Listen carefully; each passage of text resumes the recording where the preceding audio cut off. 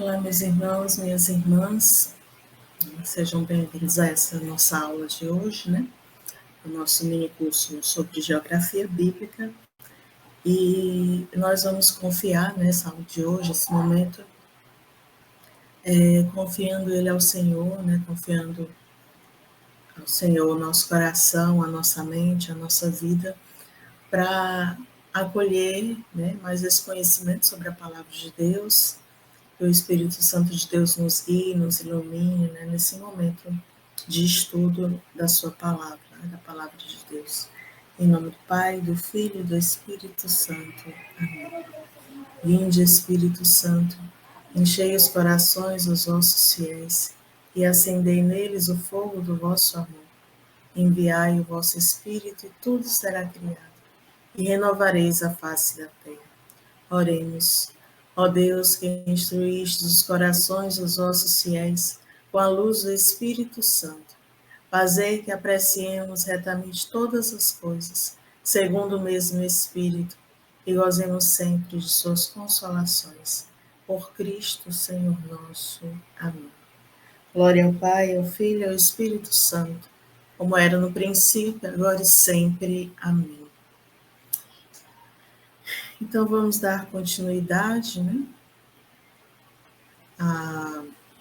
ao tema que nós iniciamos na aula passada, sobre os impérios bíblicos e a soberania de Deus na história. Nós já começamos a ver, né, na aula anterior, como que esses grandes impérios, né, do passado não foram apenas forças políticas, forças militares, mas cada um, em seu tempo, foi também um instrumento do plano de Deus na história da salvação, né? Não que toda a crueldade, né, todo o erro que esses impérios cometeram na vida de tantas pessoas fosse da vontade de Deus, né? Mas Deus também usava, né, desses reinos para realizar o seu plano, né, da história da salvação. Aquela a história, né, que mesmo quando a gente erra, Deus se aproveita disso para realizar algo bom, né? Então, enquanto os reinos humanos se exaltam, né, mas também depois caem, desaparece, o reino de Deus vai permanecendo, né? O reino de Deus permanece eterno. E na aula passada a gente viu também a questão de por que estudar sobre esses impérios bíblicos num curso sobre geografia bíblica, né? Nós vimos que estudar sobre esses impérios nos ajuda a compreender melhor o pano de fundo das escrituras, né? A fidelidade de Deus e a esperança do povo de Deus, né? A esperança escatológica de que existe um reino que não será abalado, né? Não vai ser, não vai se findar como os impérios, os reinos daquela época, né? Que tinha, como a gente falou, né? Tinha o seu auge, mas depois vinha sempre a sua queda, né?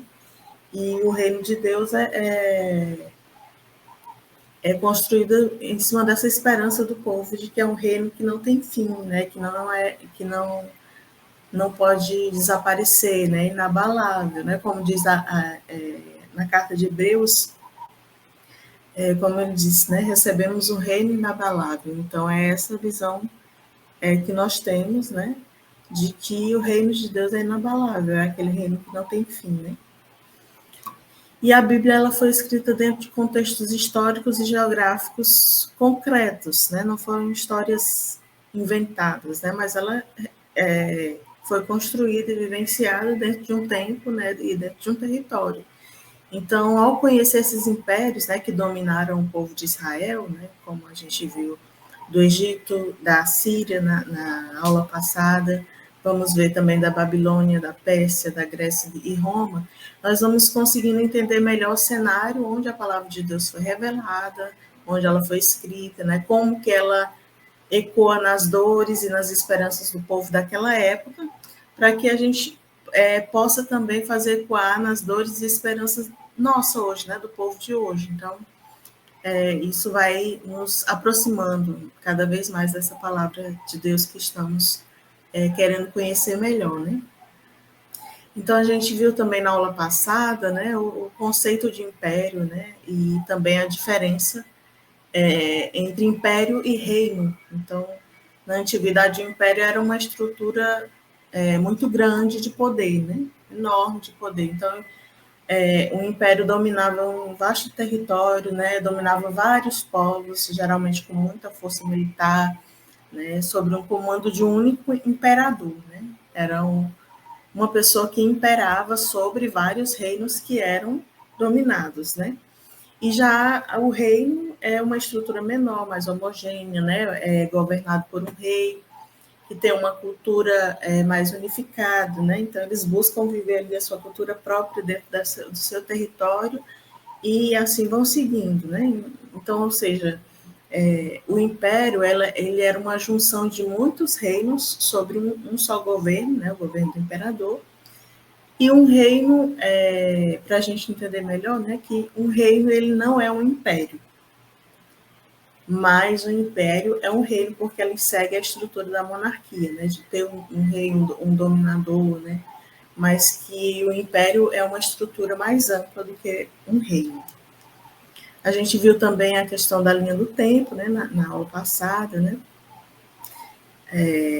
da atuação desses diversos impérios, que o Império Egípcio aconteceu a partir dos tempos de Moisés, né, que marcam a atuação desse império sobre a história do povo de Deus, né, a época do Império Assírio, que levou o reino do norte ao exílio, também o Império Babilônico, que nós vamos ver hoje, que destruiu Jerusalém e o templo, o Império Persa, que liberou os judeus, né, que permitiu a reconstrução, que foi mais tolerante com o povo de Deus, e o grego e romano, que já estão mais ligados ao Novo Testamento. Né? Então, a gente hoje vai se concentrar, né, especialmente nesses dois reinos da Babilônia e da Pérsia, né, vamos começar por eles, e, né, dependendo do tempo, a gente pode prosseguir para o Império Grego e Romano.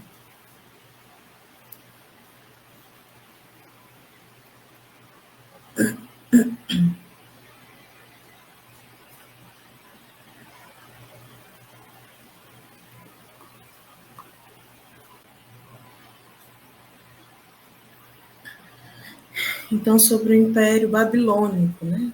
A Babilônia é um dos impérios que mais marcou, né, a história bíblica. É um império muito famoso, né, na história, muito conhecido. Né? Acho que todo mundo já ouviu falar alguma coisa sobre Babilônia ou alguma referência sobre ela. Né? Então, essa cidade, né, da Babilônia, que era a sede desse império babilônico, ela fica na Mesopotâmia, né, naquela regiãozinha onde ficam os dois rios Tigre e Eufrates, que a gente viu lá no mapa do Crescente Fértil. Né? E hoje é onde fica o Iraque. Né? O Iraque é onde ficou a Babilônia. Né?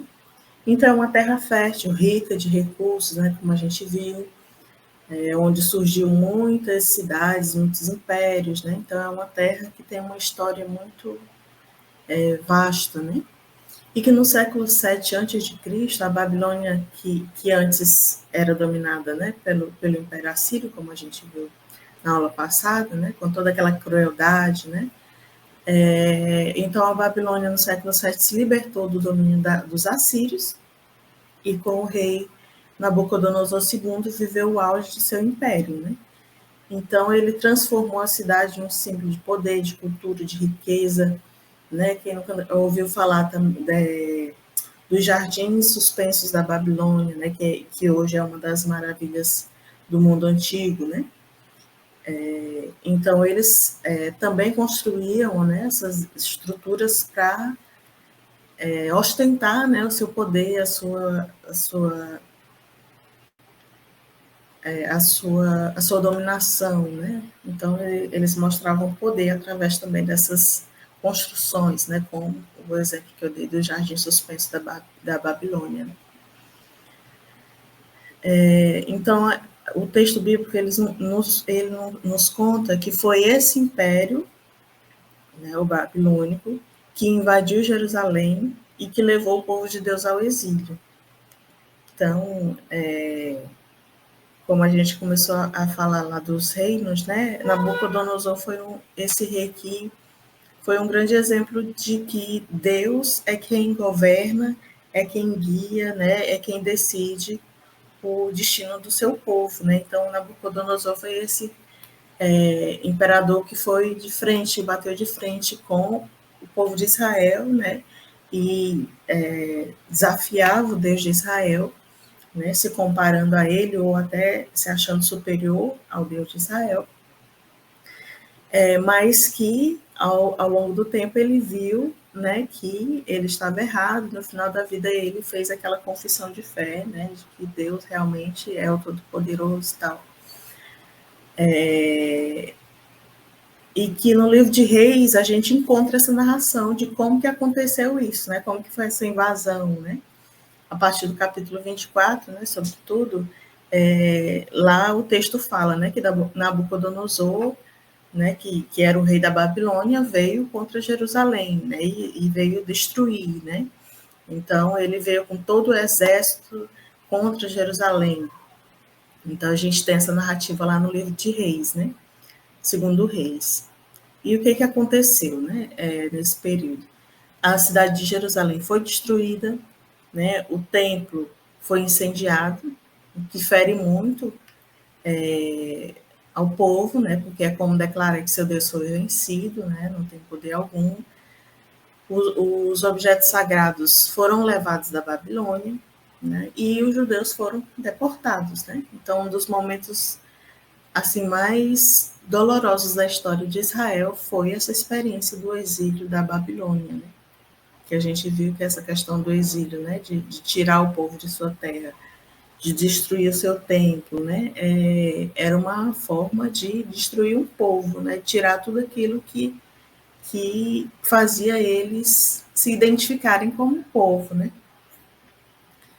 Então, só para a gente poder imaginar essa experiência do exílio, né, o povo longe da sua terra, longe sem ter mais o seu templo, né, sem poder prestar culto ao seu Deus, né. Então o povo começa a se perguntar, né, como é que a gente pode continuar acreditando nesse Deus que nos abandonou? Então foi uma experiência também forte que o povo viveu de crise de fé, né? E que aos poucos, né, esse povo, dentro dessa experiência de crise de fé, foi entendendo que na verdade Deus não os abandonou, né? Que o exílio na verdade, foi uma experiência, né, um caminho de purificação de Israel, né, de rever a sua vida, as suas práticas, né, a sua experiência de fé. E a fala dos profetas ajudou nesse processo, né? Sobretudo a fala do profeta Jeremias, né, que alertava sobre a vida, né, que Israel estava vivendo, mesmo no exílio, né, ele vai falando, dando esperança e mostrando que Deus não era esse Deus que abandona o seu povo, né, e que foi possível, mesmo no exílio, né, mesmo nessa experiência de serem reduzidos, né, massacrados, mesmo nessa experiência, os profetas ajudavam o povo a entender que era possível viver a fé e a dignidade como povo, né? Então, foi nessa experiência ali longe da casa, né, da sua terra, que eles começaram a escrever e a organizar os textos sagrados, né, que chegou até nós hoje, né? Então, foi nesse período. Então, para a gente ver como que o período do Império Babilônico foi importante para o nascimento do texto bíblico, né? Então, a gente pode dizer que essa dor que o povo de Israel viveu no exílio se tornou a semente da palavra, né? Nasce o texto dessa experiência do exílio. E a gente vê muito claro, né, essa experiência do povo de Deus no exílio no Salmo 137, né? A gente pode até ler esse texto aqui.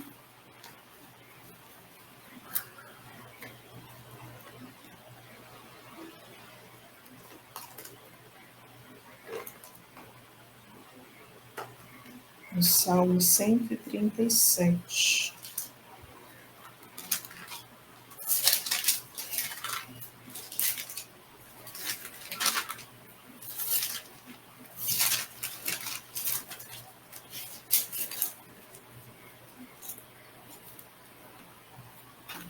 Que o Salmo diz assim: à beira dos canais de Babilônia, nos sentamos e choramos com saudade de Sião, e nos salgueiros que ali estavam penduramos nossas harpas.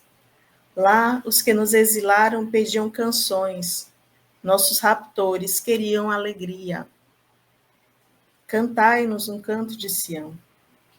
Como poderíamos cantar um canto de Javé numa terra estrangeira? Se eu me esquecer de ti, Jerusalém, que me seque a mão direita, que me colhe a língua ao paladar, caso eu não me lembre de ti, caso eu não eleve Jerusalém ao topo da minha alegria. Javé relembra o dia de Jerusalém aos filhos de Edom, quando diziam: arrasai-a, arrasai até os alicerces. Ó devastadora filha de Babel, feliz quem devolver a ti o mal que nos fizestes. Feliz quem agarrar e esmagar teus nenéns contra a rocha. É um texto assim muito conhecido nosso, né? Principalmente os primeiros versículos, mas carregado assim de uma dor, né? De uma experiência muito dolorosa do povo, né? Então, esse texto ele demonstra bem essa experiência que foi para o povo de Deus no exílio. Com o passar do tempo, né, esse império e, sobretudo, a cidade da Babilônia, né, virou mais do que uma cidade, um território, né, mas ela se tornou um símbolo, né. A gente vê muito, sobretudo no livro do Apocalipse, citações sobre a Babilônia como um lugar de tudo aquilo que contrapõe a vontade de Deus, né? Aquilo se opõe a Deus, né? Então, a questão da arrogância, da idolatria, né? Da corrupção. O Apocalipse fala que Babilônia se tornou a morada dos demônios, né? Então, é aquele lugar que é contrário ao que Deus quer, né? E no Apocalipse ele fala também, né, que para o povo sair da Babilônia, né, ou seja, sair desse lugar que é contrário a Deus, para não ser cúmplice de seus pecados, né? Então, ela tornou esse lugar de que é aquilo que é contra Deus, né? Então, ela tornou, quando se fala, e até hoje, né, quando a gente fala, né, isso aqui está uma Babilônia, ou seja, está uma confusão, tá perdido, né? Está um lugar meio perdido, né? Sem rumo. Então, Babilônia, ao passar do tempo, se tornou esse símbolo, né? E como a gente viu, né, que todo império humano cai, Babilônia não foi diferente, né? Assim como teve seu auge, né, sua ascensão, teve também a sua queda, né, que o profeta Isaías já tinha anunciado, que é narrado também lá no livro de Daniel, né? Que Babilônia caiu diante dos persas, né? Então, assim começa o novo capítulo dessa história, né? Assim como ela dominou, agora ela foi, né, no final do seu império, né, do seu domínio, foi dominada pelos persas, né? Então, tem toda essa trajetória do império da Babilônia que tanto marcou a escrita da Bíblia, né? E então, né, Babilônia foi dominada pelos persas e a gente começa a entrar agora nesse império persa, né?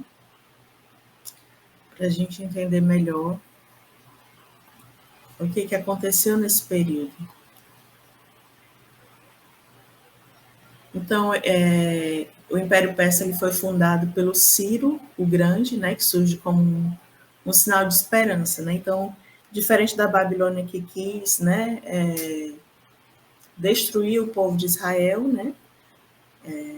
Massacrando eles, fazendo essa experiência do êxodo, né? Da destruição de Jerusalém e tal.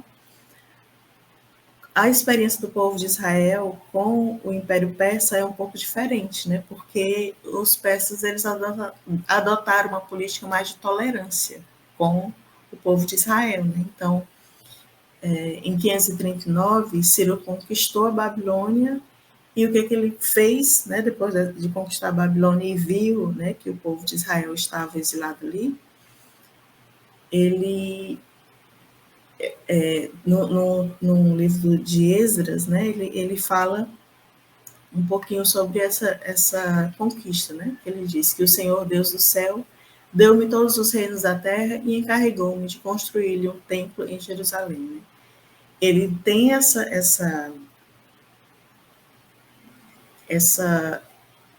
atitude, né, de ser o dominador de todos os reinos da terra, mas ao mesmo tempo ele diz também que ele foi encarregado de reconstruir o templo de Jerusalém, né? Então, um rei estrangeiro, né, que reconhece o Deus de Israel, né? Ele diz que o Deus o Senhor Deus dos céus que encarregou ele de reconstruir o templo de Jerusalém, né? Então ele reconhece o Deus de Israel e permite que os exilados retornem, né? Então a Bíblia, o texto bíblico, né, o profeta Isaías chega a chamá-lo de ungido do Senhor. Então, um rei estrangeiro chamado ungido do Senhor, porque contribuiu com essa experiência, né, de retomada, retorno do povo de Deus a Jerusalém. Né? Então, e durante esse domínio persa, houve 3 grandes momentos de retorno. Né? Primeiro, o momento de reconstrução do templo, né, que a gente vê como aconteceu no texto de Esdras, a partir do capítulo 3. Depois, o período de restauração da lei, né, de Esdras 7 a 10, e a reconstrução dos muros de Jerusalém, né, ou seja, os muros de Jerusalém significam também dizer que ali tem uma cidade protegida, né, uma cidade reconstruída. Então, esse Império Persa, né, mesmo sendo um império estrangeiro, ele serviu como instrumento de Deus para restaurar o povo, né? Então, ou pelo menos foi tolerante, né? Permitiu que o povo se reconstruísse, né? Porque todo império é dominador, né? Então, não é que ele seja totalmente santo, né? Mas ele foi tolerante, ele permitiu que o povo se reconstruísse, né? Então, a gente vê que essa história, a história em si, né, não está fora da ação de Deus, né, das mãos de Deus, né, mesmo quando tudo parecia perdido nessa experiência do exílio, né, entre o Império da Babilônia e o Persa, o Senhor estava ali, né, mesmo o povo se sentindo abandonado no início, o Senhor estava ali com eles, e mesmo os reis pagãos, né, como Ciro, né, que poderiam ser instrumentos apenas de dominação, de crueldade, eles também eram instrumentos do plano de salvação, né? Então Deus também usava eles. Então a gente precisa lembrar disso também nas nossas experiências, né, que nós fazemos na nossa vida também no cotidiano, né? Independente da situação que a gente está vivendo, Deus nunca deixa de agir, né? Ele continua soberano, ele continua conduzindo com sabedoria e fidelidade, né? Então é importante a gente aproveitar essa experiência do povo de Deus para colocar isso também na nossa vida, né? Independente do momento em que eu estou, Deus está agindo, né? Deus está conduzindo a nossa vida. Então a gente já falou do Império da Babilônia e do Império Persa, né? E agora a gente vai conhecer 2 impérios que tiveram um impacto decisivo no mundo do Novo Testamento, né? Que é o Império Grego e o Império Romano.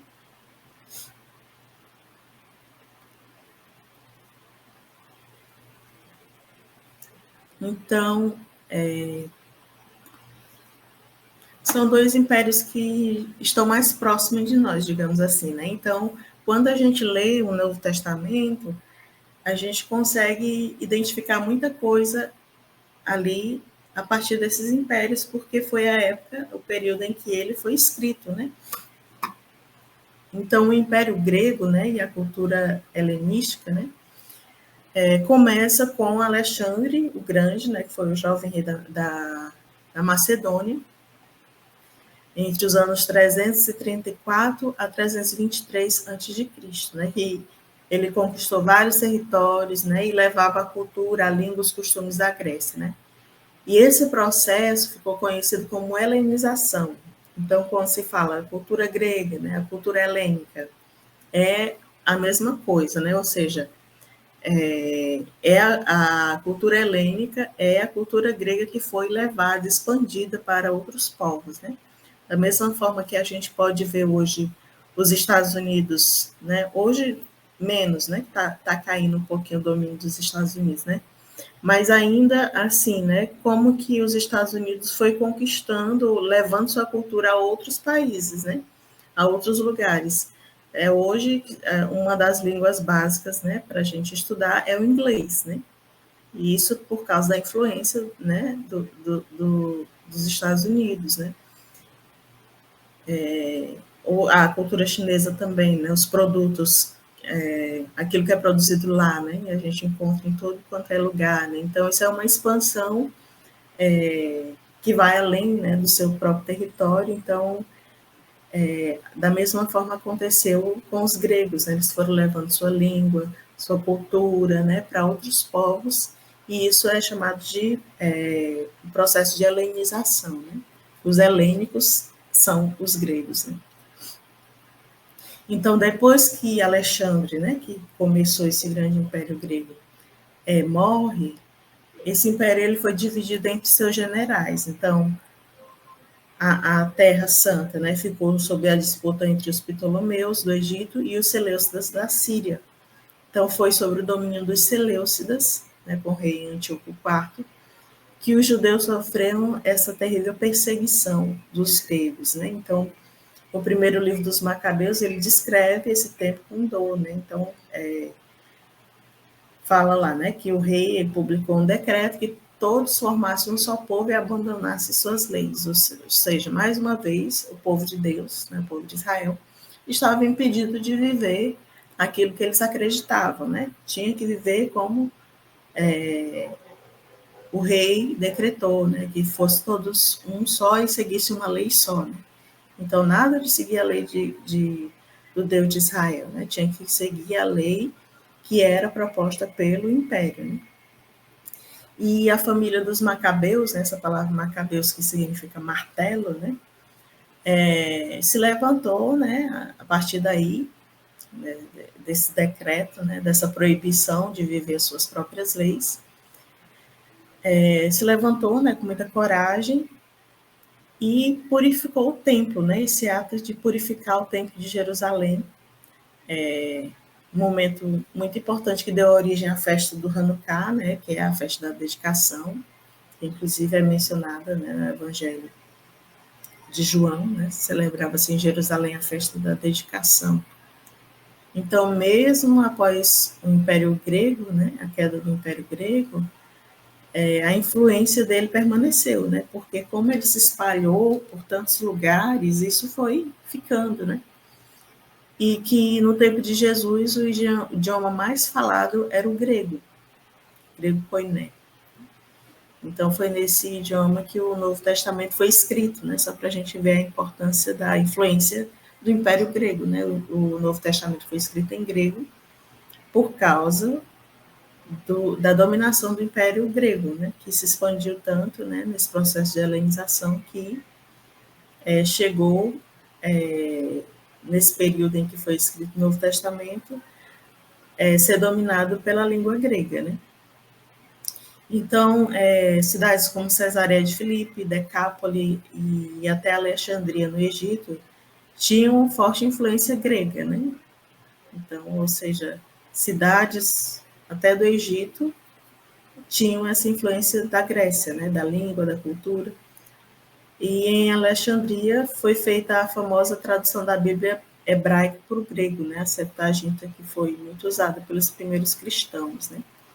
Então, o texto bíblico que foi escrito em hebraico e algumas partes aramaico foi todo traduzido para o grego, pela importância da língua grega que tinha, né? E depois a gente vê aquilo que é mais comum da gente ver no texto da Bíblia, né, do Novo Testamento, que é o Império Romano, né, que é o cenário do Novo Testamento.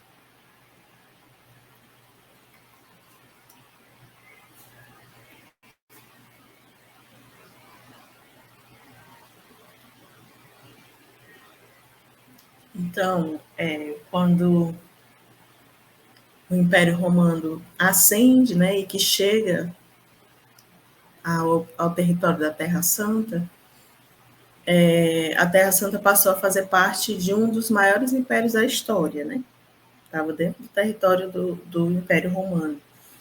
E no ano de 27 a.C., com César Augusto, o Império Romano foi oficialmente estabelecido, né, ali naquela região. E é nesse cenário que acontece o evento Jesus, né? Jesus Cristo, podemos dizer assim, né? Nesse cenário que Jesus nasce, né? E se a gente lembra bem, sobretudo os textos que a gente lê no Natal, né? Na liturgia do Natal, fala que naqueles dias, né, do nascimento de Jesus, foi publicado um decreto de César Augusto, né? Então a gente vê ali essa citação direta sobre o imperador de Roma, né? Então a Terra Santa estava sob esse domínio romano desde 63 a.C.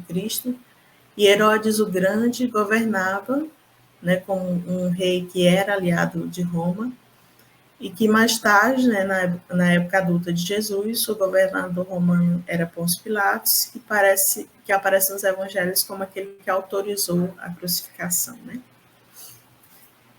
Então, os romanos, eles construíram estradas, cidades, rotas comerciais, né, que facilitavam a pregação dos apóstolos, né, posteriormente, e que Paulo, né, que era um cidadão romano, aproveitou muito disso para viajar por todo esse território do Império, anunciando o Evangelho, né, em cidades como Éfeso, Coríntios, né, ele ia fundando comunidades, né, e que no ano de 70 depois de Cristo, mais uma vez, Jerusalém foi destruída pelos romanos, né, e o templo foi arrasado, destruído, né, mas é como Jesus tinha previsto, né, não ficará pedra sobre pedra, né, será derrubado.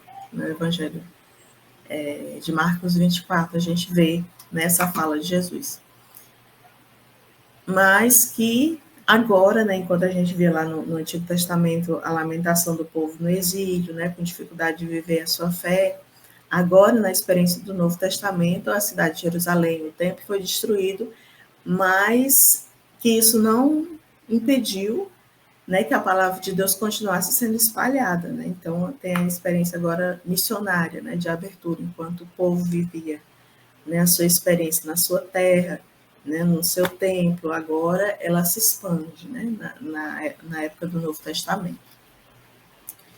Então foi nesse mundo, né, helenizado, né, romanizado, que nasceu, né, o Salvador, como eu falei, o evento Cristo, né, foi por essas estradas romanas e na língua grega que o evangelho foi se espalhando, né, e foi assim que séculos depois a cidade de Roma, que era a capital do império, se tornou o centro da fé cristã, né.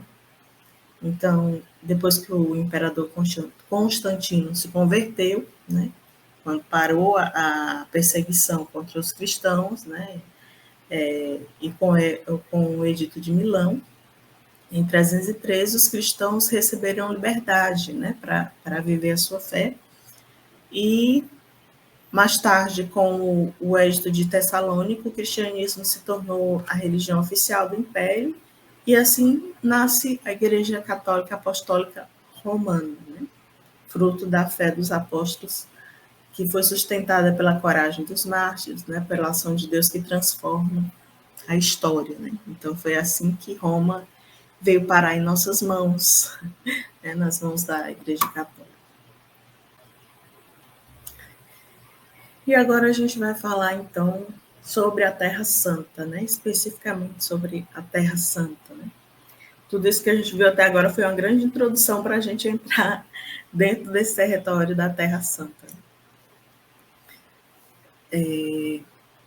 Primeiro, é importante a gente começar sabendo o que significa esse termo Terra Santa, né? Que a Bíblia chama de Terra Santa. Porque esse termo Terra Santa, né, essa terra recebe o nome de santa, não é porque o solo, né, a terra em si, tem algo de diferente, de especial, de mágico, né? É a terra, né, rica em nutrientes, como qualquer outro lugar, né? Mas ela é santa porque Deus escolheu aquele lugar, né, para se manifestar, para se revelar de uma forma especial, né? Então, se a gente for ver o significado da palavra santidade, né, aquele separado, né? É santo, é separado, é consagrado, né? Separado por Deus. Então, essa terra foi separada, escolhida, né, elegida por Deus, para ser o lugar onde ele se manifestou, ele fez experiência com seu povo, né? Aí a gente pode perguntar, mas não foi Deus que criou o mundo, ele não está presente em outras terras? Tá, mas a Bíblia conta a história e a experiência deste povo que viveu nesta terra, né? A experiência que outros povos possam ter feito com Deus não foi registrado, não chegou a nós, né? E os outros povos tinham seus outros deuses, né? Então, essa terra é santa por causa da presença de Deus, né? É o lugar da presença de Deus, né? É o lugar onde ele chamou Abraão, né? O lugar onde ele fez aliança com o povo, né? Onde ele foi desenrolando essa história da salvação, né? E como a gente viu agora no Império Romano, lugar onde nasce, vive, morre e ressuscita Jesus, né? Na experiência que Moisés faz, né, com a sarça ardente, né, no Êxodo, Deus fala para ele, né, tira as sandálias dos pés, porque o lugar onde está é Terra Santa. Então, esse título Terra Santa é porque ali Deus está presente, né? A Terra é santa porque Deus é santo e age nela. Então, assim como conosco também, né? Nós não somos santos ou chamados a viver a santidade por mérito nosso, né? Eu sou santo porque eu faço isso, eu sou assim, não, mas porque Deus entra na nossa história e vai nos transformando, né? Então, quando nós deixamos Deus habitar na nossa vida, né? Esse comum da nossa vida vai se tornando sagrado, né? Ou consagrado, né? Santificado, separado, né? Então, os santos, eles se deixaram moldar por Deus e a santidade de Deus fez morada neles e por isso são santos, né? Então, nossa terra também se torna santa porque Deus faz morada nela, né? E é importante a gente ver também que esse termo, né?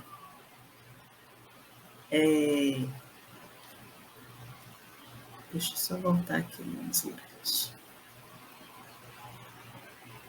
Sobre os nomes de Israel, né? Os nomes da Terra Santa. Né? Tem gente que chama de Canaã, Terra Prometida, Terra de Israel, Terra de Judá, né? Terra Santa. Quando se fala esses nomes, tudo está se referindo à mesma terra, é o mesmo território, né? Mas que foi recebendo nomes diferentes a partir da história, né? De cada período. Então, Canaã, né, que é o nome antigo, que era a terra dos cananeus, né, que a gente vê narrado lá no livro de Gênesis, né?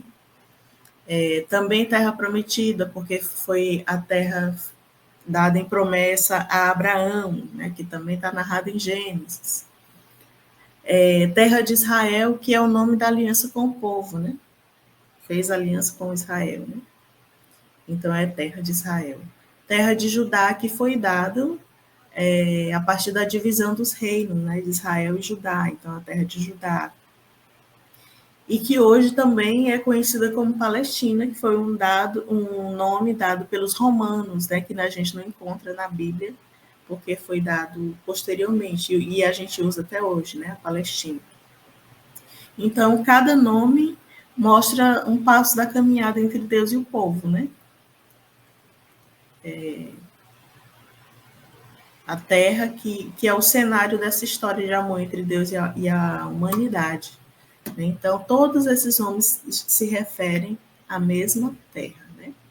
Só muda o período em que ela foi chamada de Canaã, de terra prometida, né? Terra de Israel, terra de Judá, Palestina, hoje, né?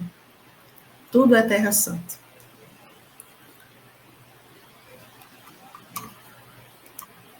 Agora, falando um pouquinho sobre a localização, né? Israel está numa posição muito estratégica, né, entre os continentes da Ásia, da África e da Europa, e que é uma ponte natural entre grandes potências antigas, né, que é o Egito, a Mesopotâmia, a Pérsia, a Grécia, Roma. Então, ela está bem no centro, né, dessas grandes potências antigas, né, e isso tornava a terra de Israel um centro de muitas rotas comerciais, rotas militares também, né. Então, é um lugar de conflito, e de muitas influências culturais. Até hoje, a gente vê que a Terra Santa é um lugar de conflito, né? Então, a gente vê que essa Terra Santa, né, essa terra de Israel, ela não foi escolhida por Deus como um lugar fácil, né? Ela é um ponto de tensão, por todos esses motivos que eu já falei aqui. Então, isso mostra, né, que Deus, ele quer que a gente faça uma experiência não de isolamentos, de desafios, né, de proteção. Não, ele não escolheu para o seu povo uma terra onde eles vivessem numa redoma, né? Mas a fé verdadeira é vivida no meio do mundo, né, com os seus desafios próprios, né? Então, isso também faz a gente pensar um pouquinho nessa fé meio individualista, né, que às vezes não consegue nem viver em comunidade, não vai cresceu agora, né? Eu estava olhando uma pesquisa que falava sobre os desigrejados, né? Ah, eu sou cristão, acredito em Deus, mas não participo de nenhuma religião, não participo de nenhuma igreja, né? Porque eles se acham que não precisam viver esses conflitos da vida em comunidade, né? Eles vivem uma fé isolada, né? E a gente aprende com essa experiência de que Deus separa uma terra do seu povo, mas separa uma terra que não é fácil, né? Então, ajudar a gente a pensar nisso. Alguns limites, né? A gente vê que no próprio texto bíblico, quando a terra é prometida, né? Deus fala que a tua descendência daria esta terra, desde o rio do Egito até o grande rio Eufrates. Então, o próprio texto bíblico vai mostrando os limites, né, dessa terra, né? Os limites do território dessa terra. Então, esses limites bíblicos, eles têm mais um significado teológico, né, do que territorial, né? Simboliza essa promessa, a fidelidade de Deus. É mais do que uma fronteira geográfica, né? Tem um significado mais teológico do que geográfico. E a gente vai entrar agora especificando o que geograficamente tinha nessa terra, né? E que cada um significa ou simboliza dentro do texto bíblico, né? Primeiro a gente vai entrar nas planícies, né? Quais são as planícies que existem nessa Terra Santa, né? O que ela significa, o que acontecia nessas planícies.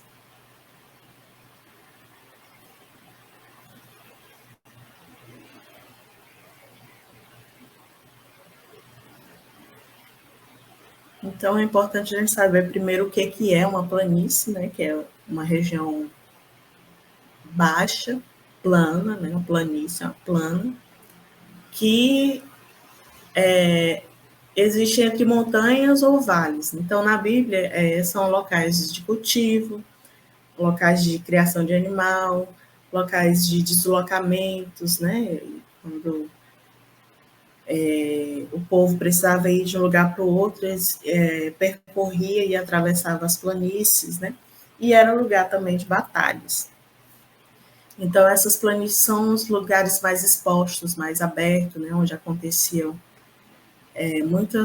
muitos eventos marcantes, né? Dentro dessas planícies.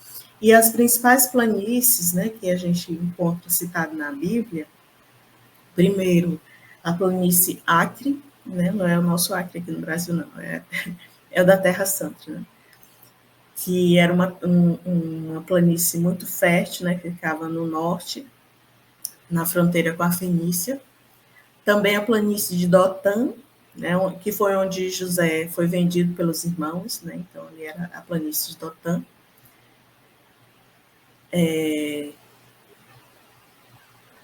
Também a planície de Moabe, que era uma terra estrangeira onde vive Ruth, né, quando a gente vê que Moisés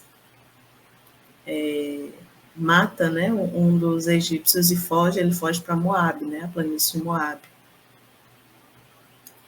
E também a planície de Saron, né, que é uma terra fértil, né, que a gente vê citada no Cântico dos Cânticos, né, como lá fala sobre a flor do Saron, né, dessa planície Saron, né, a flor de Saron, um lugar de beleza, de amor, né, que o Cântico dos Cânticos fala dessa planície dessa forma bem poética, né.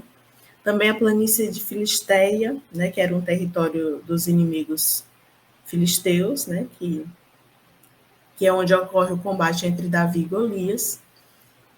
Também a planície de Cefelá, que é a zona de conflito entre Israel e filisteus, e também a planície do Armagedon, né, que é um campo da batalha final, né, um campo simbólico da batalha final que o livro de Apocalipse fala, né?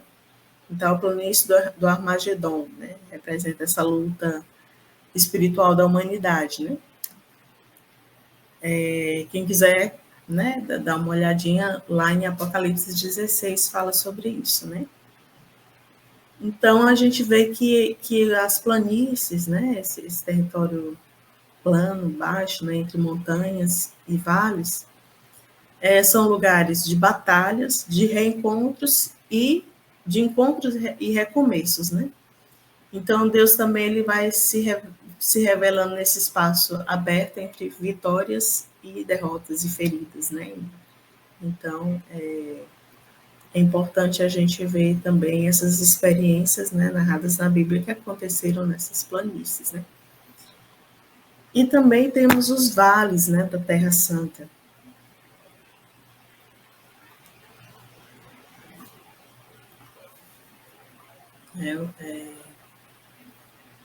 O vale é essa depressão entre montanhas, né, muitas vezes com rios. Na Bíblia, esses rios, eles representam passagens, refúgios, né, confrontos, também recomeços, né, e simbolizam a fragilidade humana, mas também a ação silenciosa de Deus. Então, os principais vales, né, que são citados na Bíblia, são o Vale do Jordão, onde João batizou Jesus, né, o Vale de Jezrael, onde foi onde aconteceu a batalha, né, o embate entre Elias e Jezabel, onde a fidelidade foi provada, né? Também o Vale de Cedron, que fica entre Jerusalém e o Monte das Oliveiras, né? Que Jesus passou por ali quando foi ao Getsemane, né? Que é entendido como o corredor da agonia, né? Que foi nesse Vale do Cedron, onde Jesus estava ali, né? Já sofrendo aquela agonia, né? Até fazer a experiência do Getsemane, né? O Vale de Enon também, que é um lugar de sacrifício, né? E depois acabou se tornando símbolo do inferno, né? Lembrando que o mal ele tem consequência, mas que Deus transforma o horror em redenção. Né? Então, todos nós já passamos, hoje na nossa oração tão conhecida, né, da Salve Rainha, fala, né, desse vale de lágrimas, essa citação de vale de lágrimas. Então, o vale, ele tem esse significado, né, de profundidade, de restauração, de fortaleza, mas de dor, né, de solidão, de luto. Né? Então, quando a gente fala de vale, né, na Bíblia também tem esse significado, né? De dor, de solidão, de luto, mas também de profundidade, de restauração, de fortaleza, né? O Salmo, quando ele fala, né? Ainda que eu ande pelo vale, né, tenebroso, não temerei, pois tu estás comigo. Então, esse vale é um lugar tenebroso, né? Como diz o Salmo. E já fechando, né, a nossa aula de hoje, que Deus vai se revelando nesse território, né, que foi separado, santificado, né, para o seu povo. Ele vai se revelando, né, nesses vales, nessas planícies, né, e que a gente pode sintetizar dizendo que no alto ele nos mostra a sua glória, né, nos montes, nos vales ele nos consola, e nas planícies ele nos ensina a viver no mundo com coragem. Né? Então, essa geografia de Israel não é só paisagem, não é só materialidade, né? Mas é também uma espiritualidade encarnada. Né? E na próxima aula a gente vai dar continuidade, né, sobre esses outros territórios também da Terra Santa. Né? Então, que Deus nos abençoe e conserve em nós esse interesse, esse desejo de crescer nessa caminhada de aprofundamento da palavra de Deus. Em nome do Pai, do Filho e do Espírito Santo. Amém.